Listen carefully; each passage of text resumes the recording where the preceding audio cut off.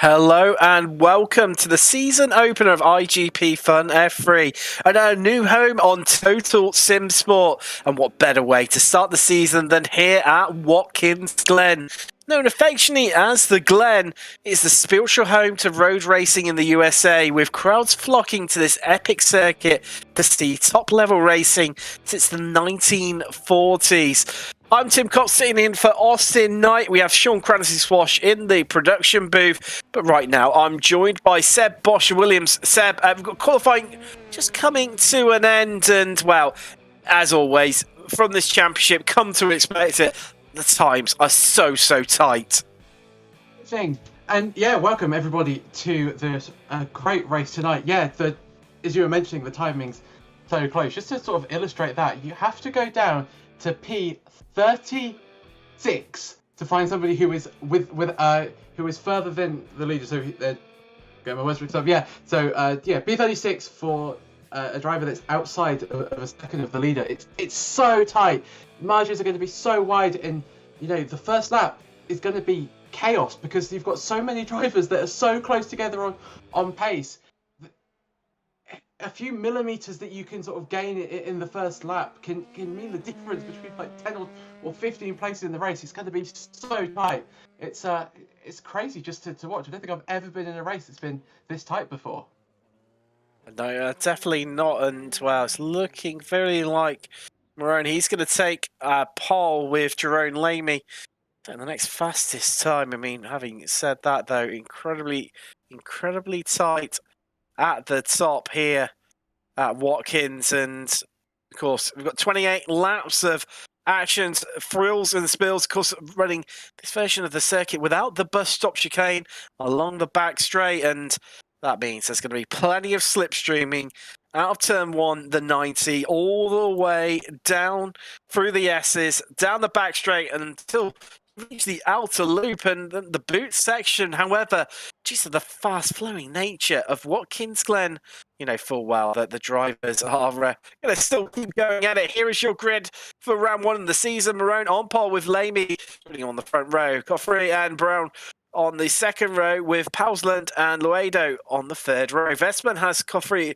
that's one Coffrey of Chile on the fourth row, company with Flint and Fessy on the fifth row of the grid. Then it's Somotor, Amara, McIntyre and Lushenko, with Duran and Varani, with Williams and O'Cherry taking up to 20th position. Veldman and Moraro, Bloger and Mollers up to 24th position, with Artoa and Milne up to 26th, with Rowlinson, Walsh, Teles, Morris up to 30th, with Blom, Van Veen, another of the Coffreys, that's Roberto, Devine, Martin Devine, he is 34th, with Kona and Dennis up to 36th place.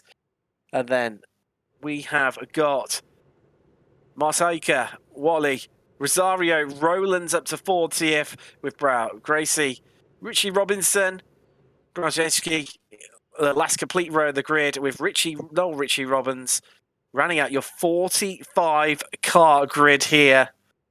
Wow. It's going to be definitely a tight tussle.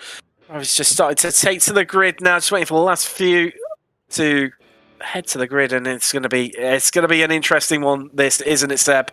It is. We've been saying how close the cars are, and you've got to be so careful if you're driving in a pack. You've got to be so careful if you're driving in a pack of 2-3 cars. But when that pack is like 30-40 cars, because they are all so similar on pace, you've got to be on the game, on the ball, and you have got to be looking 10, even 20 cars ahead of you to be sort of spotting that puff of smoke. You've got to be so careful, and if anybody or any drivers can do it, certainly these ones on the grid tonight.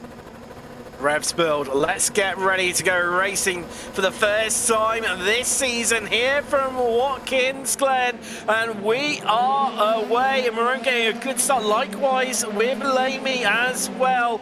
However, Coffrey as well, just tucking into that third position as they come round the 90 for the first time. Looks like everyone's getting away relatively cleanly here in the season opener, but this is where the fun and the interest begins.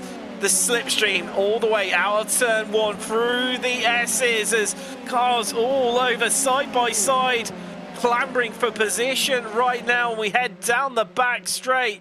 So close between everyone, but Lamey has managed to get past Marone, but Marone just instantly reclaiming that position from the Brit to take control as we head down into the open outer loop and through into the boot section for the first time tonight as they exit out of chute. Our top three nose to tail with one another. There's a just in the background there's a battle looming. Lamey just dropping off a little bit off the back of Marone, the Italian leading the way.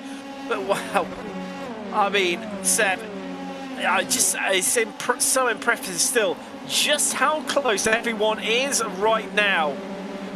Super impressive, and even more impressive that everybody is still facing the right direction and have got all the wheels on their car.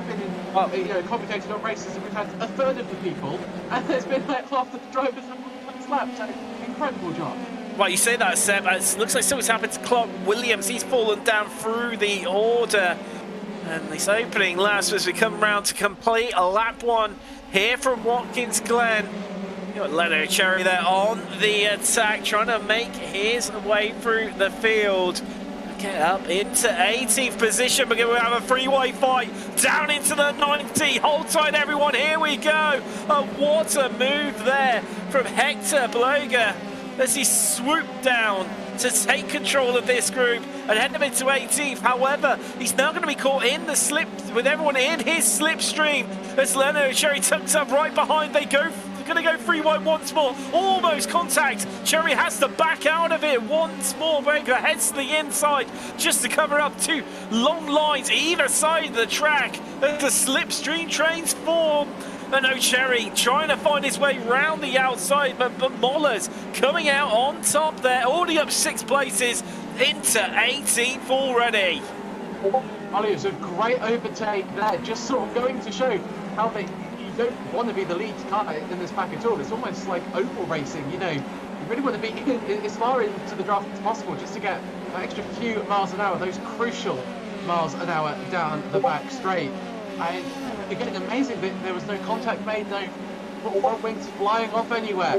Just great racing by all of them. As there's even more racing heading on as we head through the outer loop and we prepare to take another lap. And yeah, just really interesting to see the drivers. As soon as they could go 3 wide, they certainly were going 3 wide. So drivers really feeling like they can make a move up at this early stage of the race. But Moreno doing a great job. 3/10 gap. Can't maybe pass it in any further. To come out onto lap 3, Marone leads from Lamey, Coffrey in 3rd, Braun, Pausland 5th, Luedo 6th, Vestman, Coffrey, Vesey and Flint rounding out your top 10, but my golly, that's going to change, I'm sure, numerous times over the course of, we've got 25 laps here remaining, and are we going to see a change for the lead here? Lamey pushed out to the outside, but he's going to have that extra speed from the slipstream. As we see, this is Lamey ahead, but Marone fighting back, trying to find some grip on the inside, but Lamey, the Brit, just shuts it all right in his face and claims that first position. And Michael Coffrey, well, just sat back watching the action and follows Marone. He's 1 wide, and this is surely going to allow the Argentinian to come up through, or is he? He's holding on for dear life right round the outside of the toe as they head down up over the crest of the hill towards the heel. And well, Marone just about holding on for now to that 2nd place. And this is what helps with this track, isn't it, Seb?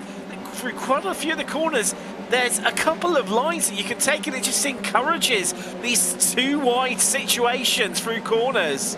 It really does. I also think you could, you know, if you're really committed, you could have a 2 wide battle for the entire lap. It's the great thing about Watkins Glen. You have many different lines in, and actually they end up being similar in pace, and you sort of trade off speed. You'll be quicker on the entry, but then the other car will be quicker on exit, and it makes for such good racing. We're seeing that right now. I mean, these first 4 laps have been great, and I'm sure this isn't going to end any time soon. Just picking up here that Lamey has got a 4/10 gap on Moreno, which is, I think, it's just about what you're looking for to be able to survive the main straight or the back straight. So watch out for that, because it looks like if you're about 5 tenths ahead of the competition, you can just survive. And I think Coffrey's made a move on Moreno.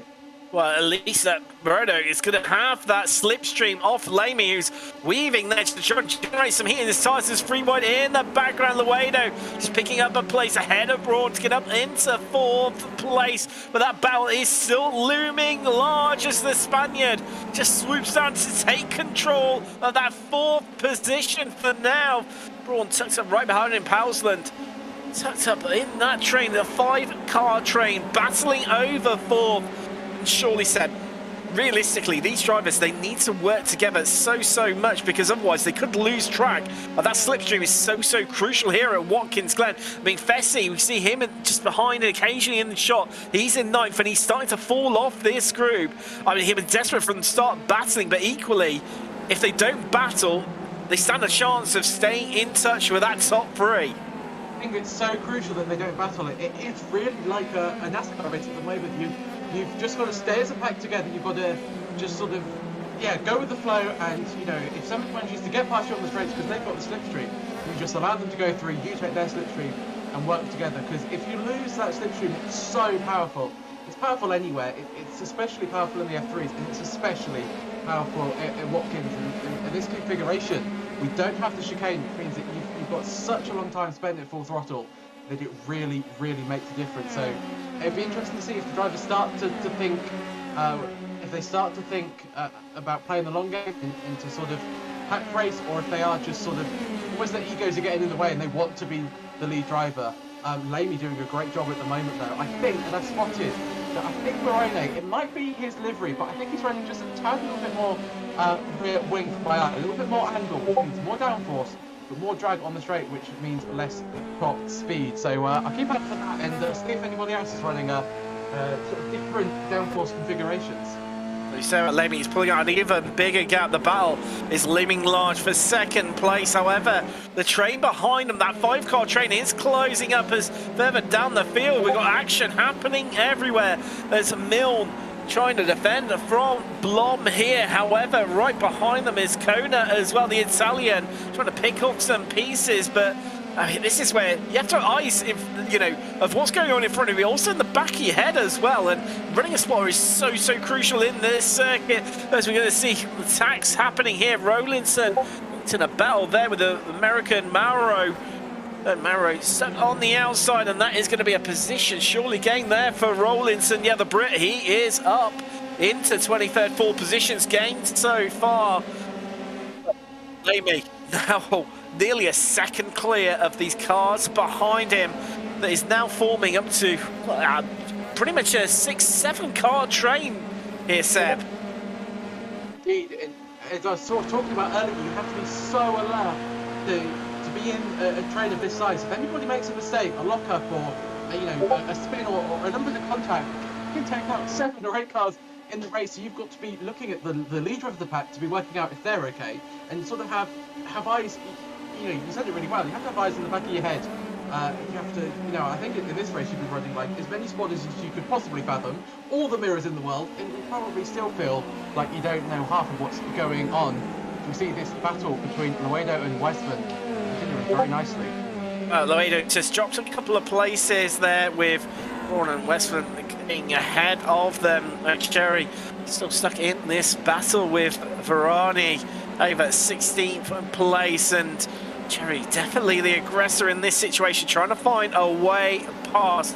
There's Luedo, you see him just making his way past Westman. He's going to have the inside line to the 3rd to last corner. Tricky corner here. There's a bit of a bump on the inside which can really unsettle the car, and you have to be quite patient with getting onto the accelerator, but everyone making it through cleanly.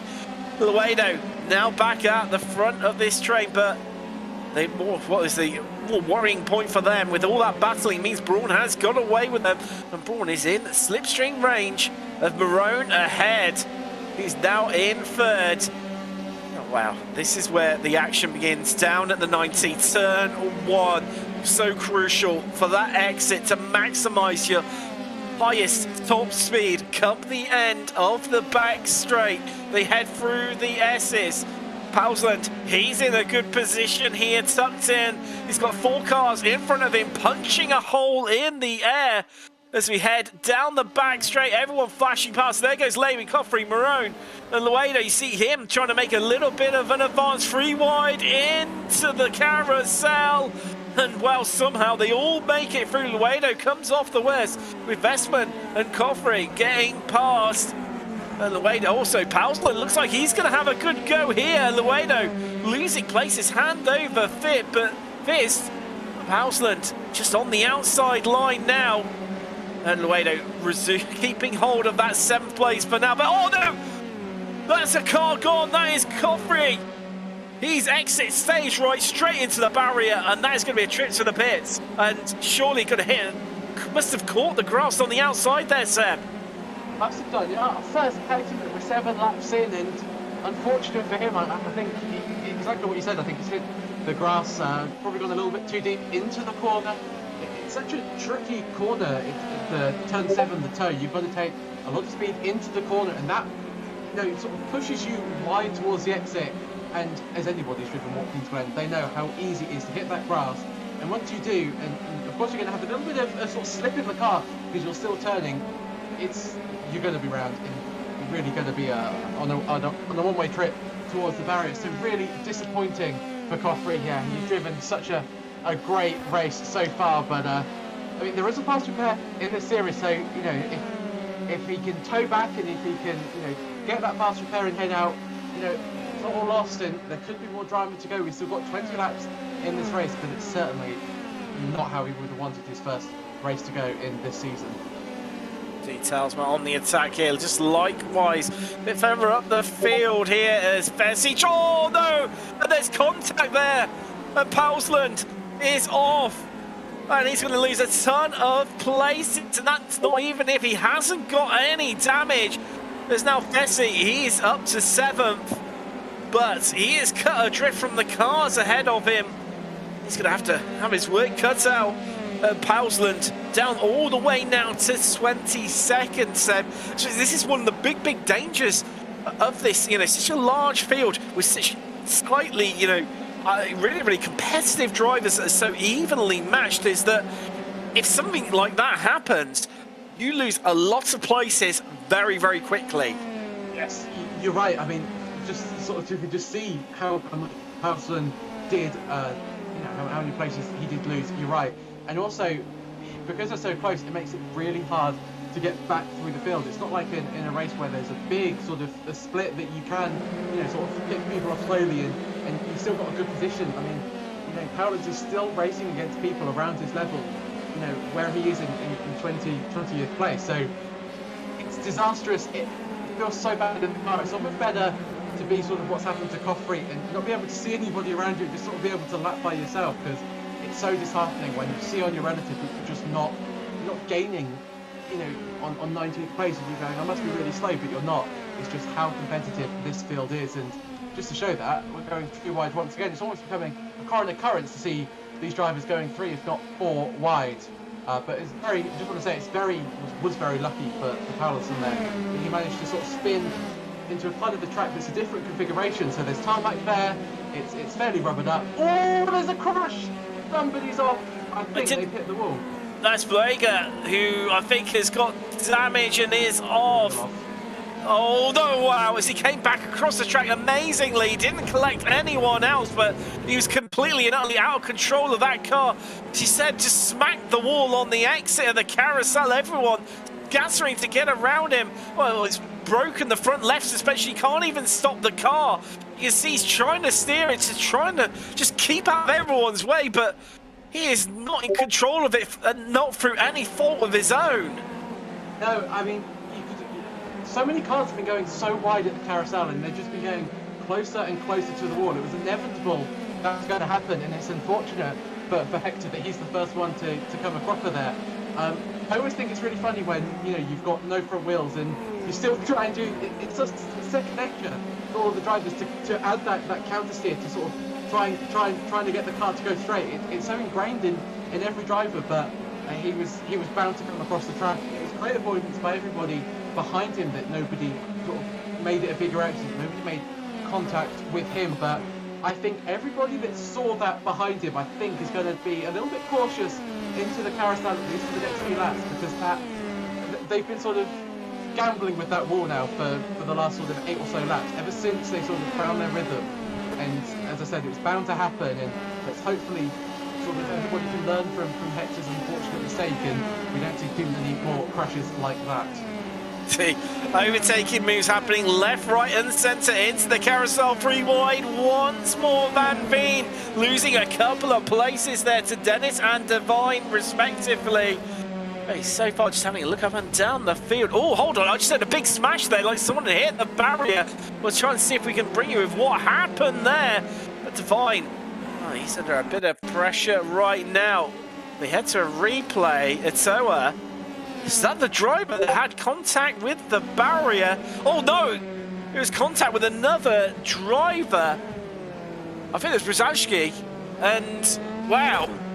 Atoa has kept going, he's got no damage, whereas his competitor has a write-off of his car. And now we've got this battle of what was our initial pole sitter that led the first couple of laps. Marone, sorry, apologies, he's just a little bit further up the field. This is Braun and Vestman battling up over 4th place right now. But they need to really need to work together to clutch up onto this top 3, because they are starting to split out from one another. Kofi has managed to catch up a little bit onto Lamy by 3 attempts. However, Road, he is a further second back, and he is going to be vulnerable. These two so crucially need to almost stop battling and just work together. I mean, we're on lap 11 out of 28. Still well over half race distance to go. And the last thing they want is for Marone to be pulling out an even bigger gap over and making their job of catching him even harder. Just to illustrate that, I've looked at their couple of last lap times, and Braun was about a second slower than Marone on the last lap, and they've got very similar fastest lap time. So I'm led to believe, you know, from a very quick glance, albeit that I think it's about, you sort of lose about a second a lap if you sort of start battling and sort of ducking and diving and trying to defend from the driver behind you. And a second per lap is huge in motorsport. I mean, everybody knows that a second is absolutely huge margin, and to just be sort of throwing that away every lap is really hurting their race. They really need to work together and sort of see the bigger picture. You know, we've got about sort of 16 laps to go in this race, and you just got to play the long game here. And also, if you can sort of stop fighting, you can look after your tyres. You can keep them cooler. You can sort of find that rhythm, and you can push later on in the race. So there are many benefits to sort of just playing the long game. And interesting to see that not many drivers are at the moment, but I think one person who is our second place man, Michael Coffrey. He has just been catching Lamy. He sort of puts in a few fastest laps and then sort of backs off, and I wonder if he's just saving a little bit of pace, saving his tyres, and he's going to just sit down, go for one attempt, and maybe just take Lamy a little bit by surprise. Wader catching up onto Vestman and Braun there, just further down the field. Talsma just locked in this big four-way battle that's happening on screen right now. Zamasaur, haven't really mentioned him so far, up into 10th place, gained 3 places, and well, now at the front of this 3-car change, Rodrigo Duran, the Spanish driver, just waiting to watch what's going to happen in front of him. Cherry now starting to join on to the back of this train to make it a 5-way fight over what is 10th place, and to hopefully get a place inside that top 10, and plenty of more opportunities. But Milne, he's been locked in a bit of a battle for most of the race, to be fair, with Teles, the Iberian, just in front of him. They've now got his fellow Brit Walsh tucked up right behind them as they around the third to last corner. It's about getting it all right, just getting all your apexes and exits, just getting it all linked together, ready for the attack out of the 90 and all the way down the back straight. But talking about the back straight, it's happening once more. Zuedo is now in slipstream range, and he is on the attack. He tucks himself in, and almost bump drafting there, but just backing out of it, biding his time is the Spaniard. And you utilising Braun to pull himself even closer, just not wanting to fight with him because he knows that Vestman can move away from them if they're not careful and they get locked into that battle. Yeah, the way they're doing exactly sort of what we've been saying this whole race and playing the long game, and I mean, it was very NASCAR-esque. You know, bump dropped in down the straight. I believe they touched. It was really close if they didn't. So yeah, the way they really wanting just to use this fight just to sort of gain. And actually, look at this, which is really interesting. They've caught Morone, so it's a four-way battle, and this is over the final podium position. Well, I'm not wondering if Morone's had a bit of an issue because he was, well, he got a good chunk of time clear coming into the boot over these three, and now he finds himself locked in a battle with them all queuing up behind him. And now it's a four-way battle for that last place on the position. You just see our leaders, well, top two, just in the distance there as we came round out of the final corner. But here we go, down into the 90. This is where the fun begins. Who's going to come out on top and in front? Come the end of the back straight, they come through the S's. There's our leader, Lamey, Kofri, Morone, Vestman, Braun, and Uedo. So now all locked in and locked on. Your money's going to be on the way to get a move done this time around. Not pulling out right until the last second. Here comes the Spaniard. Has to tip out of it because Vestman's on the attack. So Braun's on the attack of Vestman, but wow. There, you see all three of them tripping up over one another. That's going to give Morone that little bit of an advantage that he needs. As Paulson, wow, I think almost got a four wide there coming down the end of the back straight. But what a recovery the Brit is on. He fell all the way down the field to, I think, around about 23rd, wasn't it, Seb? And then he's dragged his way back up to 17th. Kicking and screaming, he's got Varane Morales ahead of him. And, well, we've seen for the pace that Paulson has already got. Money has surely got to be on for him to make his way past these drivers as we're now at half race distance. We are. I mean, it's crazy that we're only at half race distance, and if you're Paulson right now, you must be feeling really, really good that it's only half race distance. He makes another move down the inside of Varane, so he is up to 16th place with Molliers right ahead in 15th. There's a little bit of a gap between Molliers and Cherry, but if he can sort of keep on sort of lapping away a little bit quicker, chipping down that time, if he can get onto the back of O'Cherry with a few laps to go, there is a nice gaggle there. He could be looking potentially at a top 10. And I think the luck will need to be on his side a little bit, but it just goes to show that these sort of gaggles of cars are sort of actively slowing each other down at the moment. Uedo has another attempt at getting past Timo Braun, and I think he's going to be a little bit more successful on this attempt. It looks that very much that way. He's in the slipstream range of Vestman, who's ahead of him on the left-hand side of the track. Uedo got his work cut out as he swoops down to claim that 5th place. And now these two need to really get a bit of a wiggle on, because Vestman and Morone, who they were right on top of, have been pulling away and extending that gap from them. Uedo fully confirming that position as they exited it out of the chute. However, Simon Fessy, the Frenchman, isn't too far behind in 7th. Already up 3 places so far. Not as many places gained though as Noel Richie Robinson. He's in 29th. He's up 16 places so far. Your highest riser here tonight. So we see Talsma, well, having to defend from O'Cherry, who's very much on the attack, but equally Talsma trying to find his way past Durant there. This is an intriguing battle. I've said it already, said battles up and down the field. I mean, this incredibly close battle is happening over 12th place, and equally we've got equal intriguing battles happening all the way further down the field. Oh, I think something's happened to Mollers. Just watching him tumble down through the timing tower. See if we can work out what's happened to him in a bit, but well, here we go. We've got a replay. This is Mollers. Is he going to lose the rear end of the car? It's so easily done through there. And oh, wow. Oh, no, as he comes back across the track and, wow, gets into reverse quickly. And everyone somehow just about avoiding him. I think if I was Molliers, I'd be buying as many lottery tickets as I could find. Incredibly lucky that nobody sort of smashed up the back of him or took a wheel off their or his car. So yeah, I mean, it's so easily done at turn 9. We were talking earlier in the race about how tricky it is, and it really is one of the trickiest corners. It's deceptively tricky. You have to lay apexes. There's a bump in the braking zone. You can't touch the curb because the rear wheel swap ends. Exactly what happened to Bolliers there.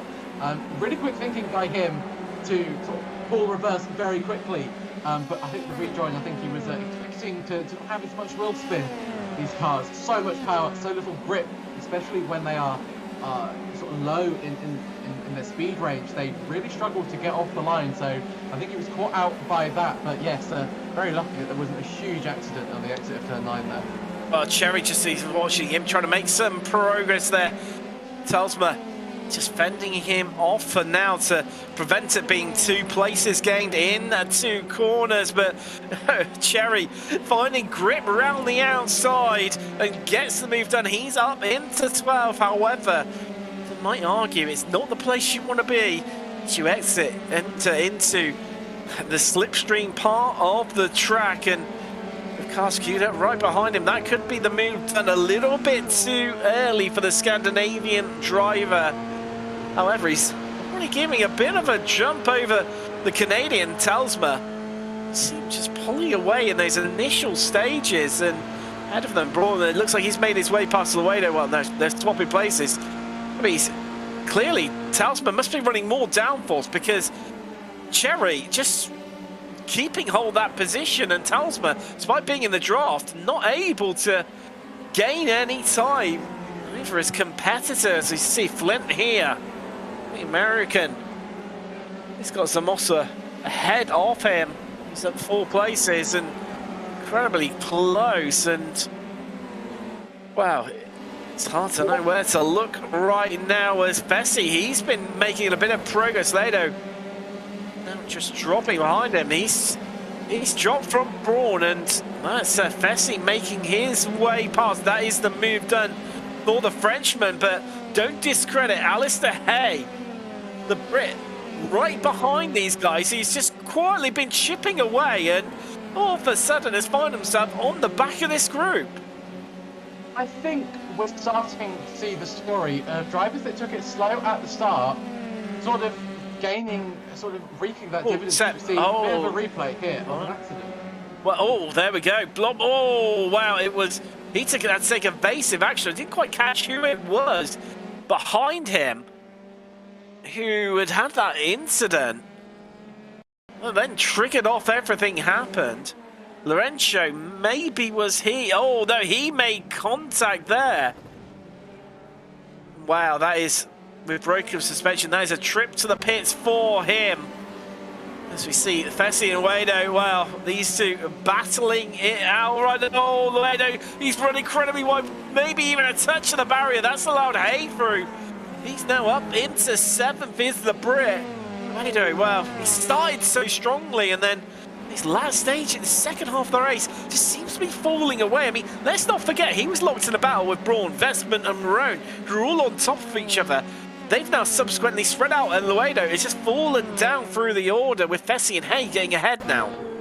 I think it is, we just have a look at the replay of Luedo. Did he actually make contact with the wall? Oh. Yes, he did, and that was heavy contact with the wall. It's almost a miracle that that car is driving somewhat straight, let alone fully straight, as we can see. But just to go back to Luedo, I think we're seeing... Well, hold on, Seb. This looks like Cherry. No, he's just had to...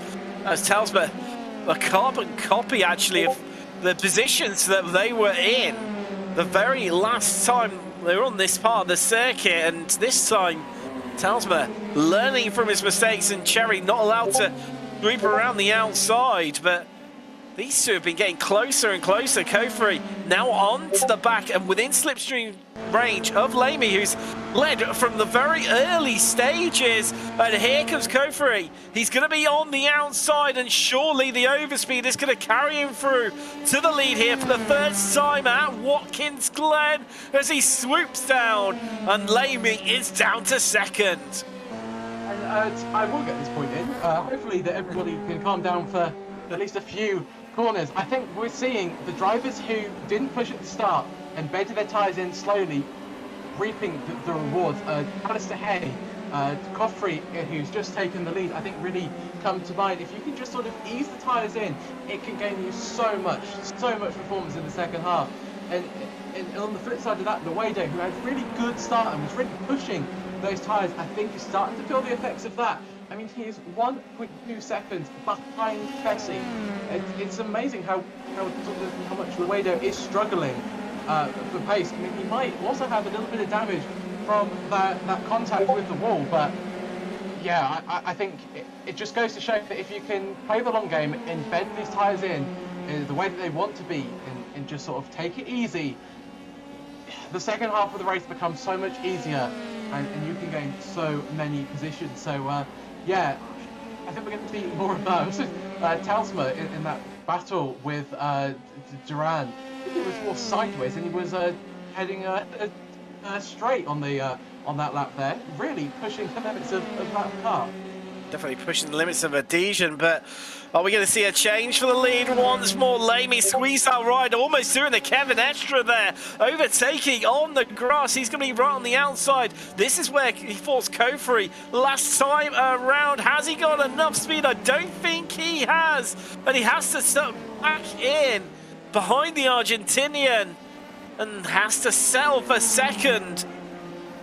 Wow, he's got 8 more attempts realistically, you know, 8 more laps here remaining at Watkins Glen. That's Wado and Hay are swapping places once more. Sure, they're going to continue to do that for the rest of the race. They come out of the toe and run down towards the hill. Surely it's going to be for Lamey, just ensuring he is tucked up right behind Kofri and applying maximum pressure. The dial turned up to the absolute max now to force a mistake out of these earlier stages, you know, the sort of latter stages of the lap, and ensuring that he is right up behind his rear wing come the 90 turn 1, or even maybe Seb, does he actually want to be a little bit further back to ensure that he's got the best run of it on him as they head out of the 90 up through the S's and then just launch past him as soon as they open out onto the back straight? I think he's got a little bit of an issue with, I think Coffrey's running a little bit less downforce as Lamey goes very wide into turn 1, taking the old layout version where you could run super wide, but that is giving him a lot of overspeed on the exit. But I think Coffrey's running a little bit less downforce, but Coffrey very slow at the moment. This move is much easier than it was last lap. Oh, this looks like it's going to be done by Lamey this time around, carrying a lot more speed out of turn 1 and through the S's. And is he going to swoop down? Oh no, he just has to back out. Well, did he even get onto the grass a little bit there? Just had to go for the cautious entry and has to yield and stay in that second place. Last time around, fastest lap of the race has gone to Alistair Hay, currently in 8th place. Wow. Those times are only going to start to come down more and more. The fuel burning off here as we get deeper and deeper in the into the race. Zomator currently in 10th right now. A bit of a battle with Maruk there, trying to find his way past. I think that could well be the move done out of the toe. They're still going to remain side by side down the straight on the run down to the heel.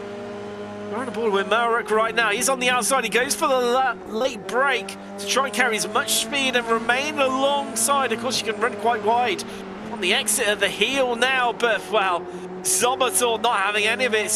Slams the door, says, no, you're not having that position. It's mine. And keeps hold of 9th place. But for how long? We've still got 6 laps remaining. Vestman, new fastest lap of the race, instantly displaced there by Luedo with a 1:36.7. The first, well, actually the second driver technically into the 1:36s. However, Moreno, the other driver who did actually go quicker, had his time deleted due to an off track.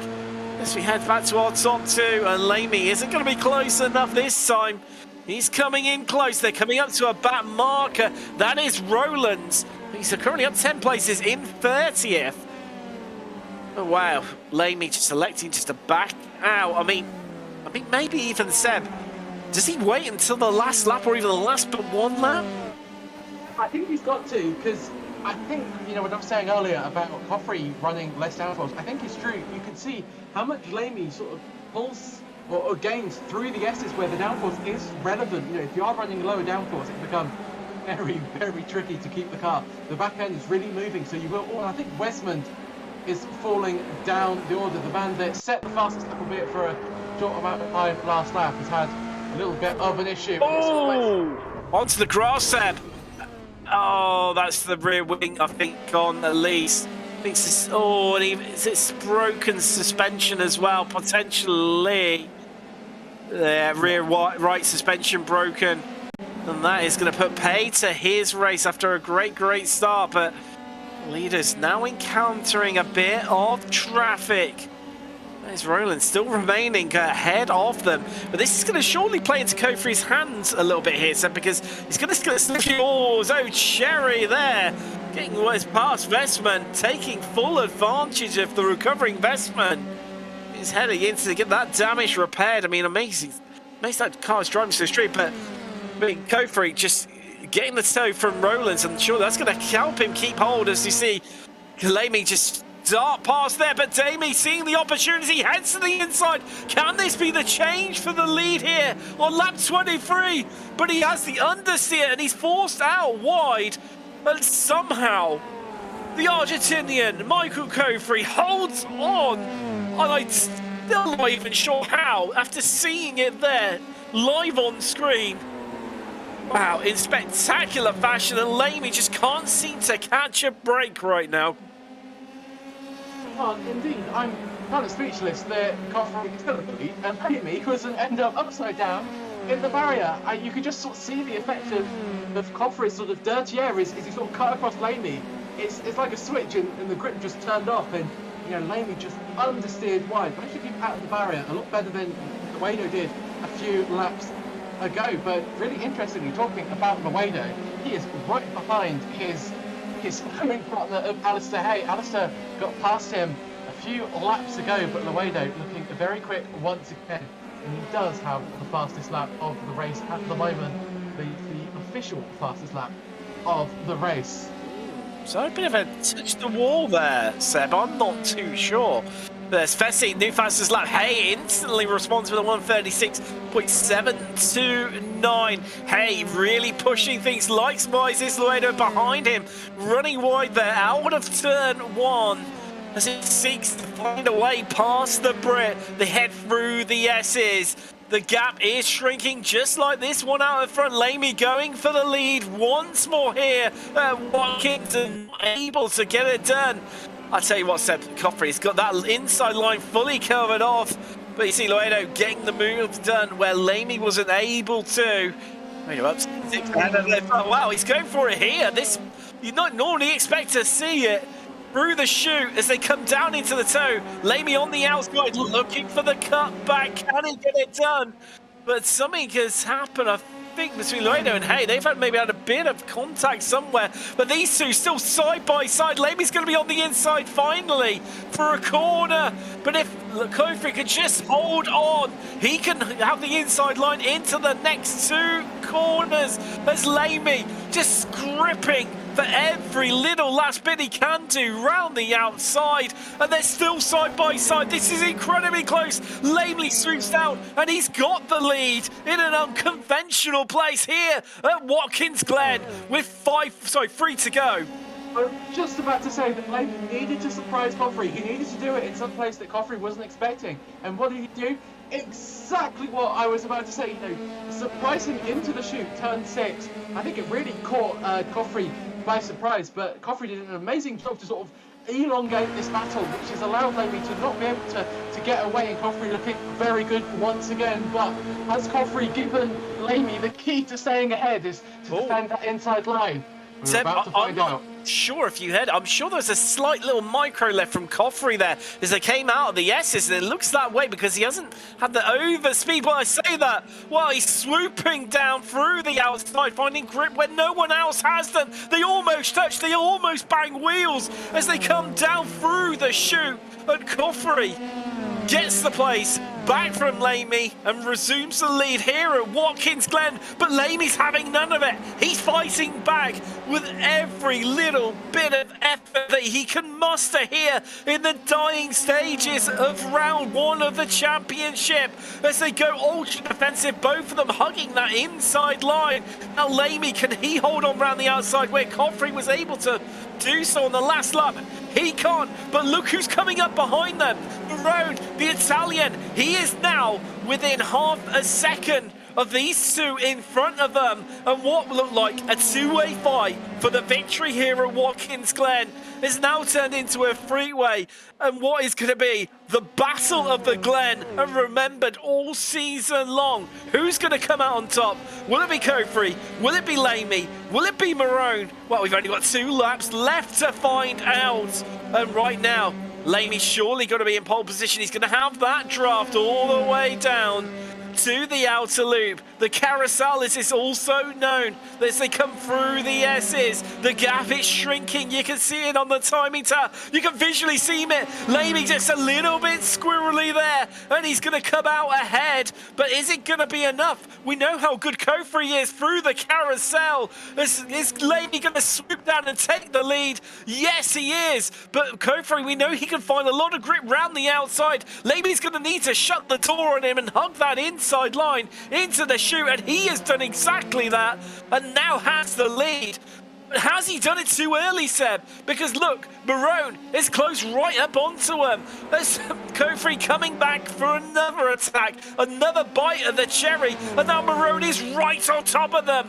This could go absolutely any way here at the Glen as Coffrey pulls alongside Lamey once more. Marone just trying to dip his nose in where Coffrey most certainly won't want it. I don't know which way this is going to go, Seb, but I know either this is going to end in an absolutely epic finish between the 3 of them as Marone just runs a little bit wide there, or it's going to end in disaster. It's going to be all or nothing, nothing left on the table. And he took so much grass on the final corner. I was thinking for sure he was going to end up in the barrier, but they all managed to keep it on the track. You're right, it's going to be an absolute incredible finish. I think Lamey has showed his hand a little bit too early, but crucially Coffrey goes wide. This is Marone's best opportunity. He needs to get in that slipstream. He needs to just stalk the back of that car. He needs to get past Coffrey to have a go at Lamey, but Coffrey so close. But surely incredible racing. This could, well, actually play into Lamey's hands, providing he can keep Marone at bay. Coffrey, he's just literally about half a car's length ahead, but Lamey, he's not giving it up without a fight. They go side by side through the carousel as they swoop down towards the chute. Marone ducking, diving, dodging, trying to find a way through to get alongside Lamey, but is unable to do so. And look, that inside line, everybody wants a piece of that section of the track as Coffrey hugs that inside line. Once again, they all head to that inside line yet again as they head down to the heel. Lamey forced out to the outside line, but he's going to have the racing line. Can he swoop down? Can he carry more momentum? As they're going to come across the line in 3 corners time. We're going to be on to the final lap.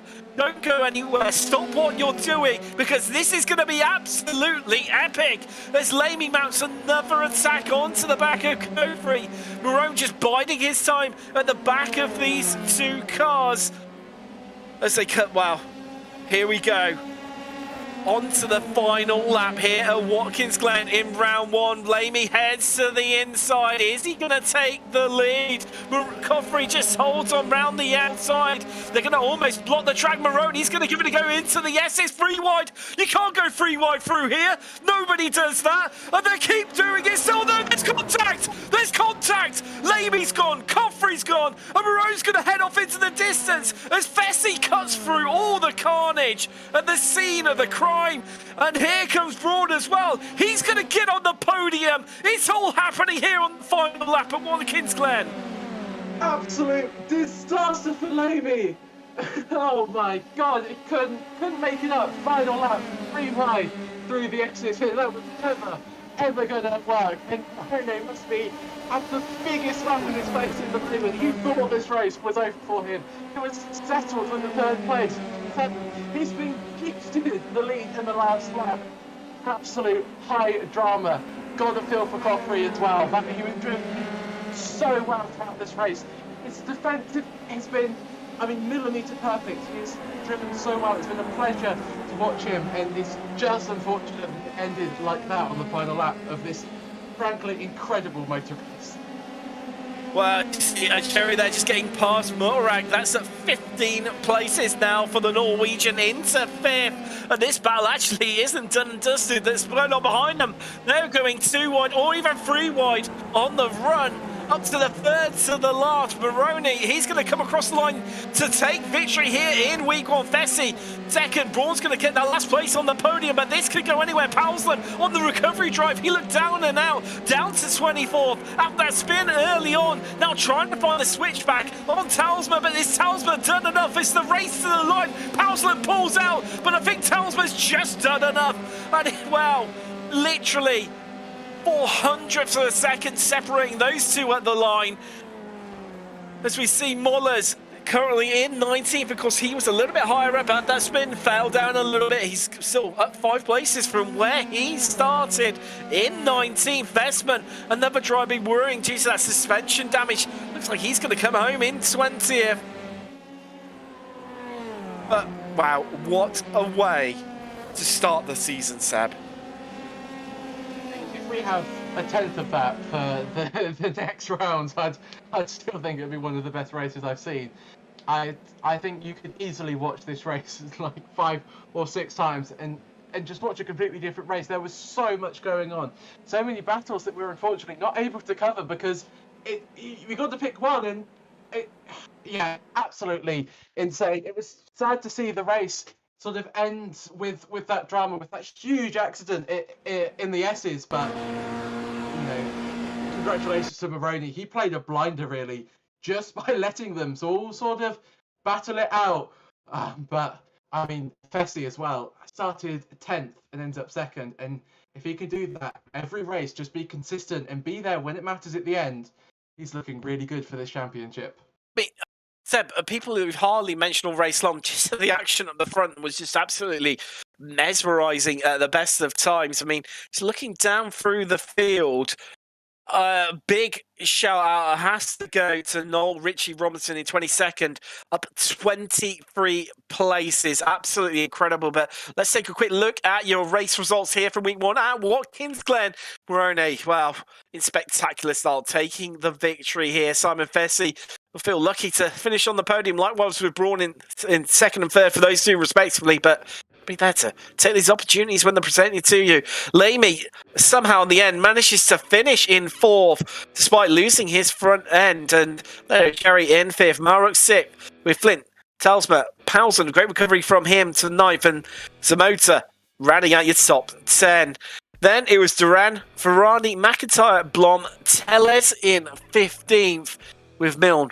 Roberto Coffrey in the end finishing in 17th. No, sorry, that's one of the other Coffreys. He was the 17th. Etoa 18th. Mollers 19th. And Vestman in the end in 20th. Rosari, he was up 18 places to come home in 21st. But not Richie Robinson. Mentioned just previously, up a whopping 23 places to finish in 22nd place. Started absolutely dead last. A great drive from him. Brow in 23rd with Veen, Velman, Michael Coffrey in 26th, Patrick Rowlands 27th from Mauro, Dennis Walsh, Lorenzo up to 31st. Then it was Morenz, Richenski, Gracie, Divine in 35th with Whaley, Rollinson, Michael Coffrey 38th, Luedo 39th in the end. Alistair Hay a bit further down the field as well in 40th of their coming together, those two. Martaika, he was 44th with Kona, Blager, Juan Coffrey and Clark Williams rounding out your field. Unfortunately, Clark Williams not making past the first lap. Wow, Seb. Wow. I know Austin is going to be absolutely gutted that he missed out on that one. I know he loves a good grandstand finish, but I think coming into that final lap, I mean, Morone, we could see him darting around trying to find a way past Laney and Kofri, but personally, I just couldn't see how he was going to get away through. And then all of a sudden, pulled out 3 wide. I think I said about it at the time, you don't go 3 wide through there. It was ballsy.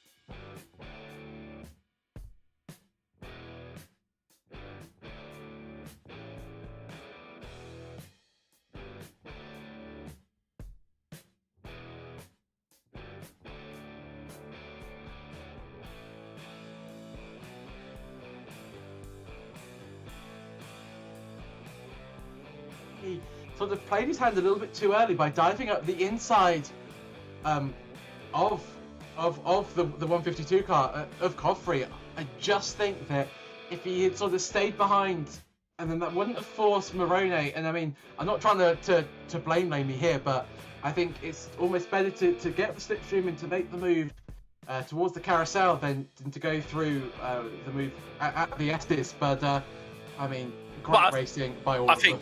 On Laney's defense there, and also Kofri's as well, I think nobody saw that Moreno was going to just suddenly appear. They were so engrossed in one another. We're just seeing a replay of it on the screen right now as Moreno just pulled in alongside them as the first two had got a bit of a slow exit out of turn 1, and he was carrying the momentum. You see, he's just on the grass there, Morone.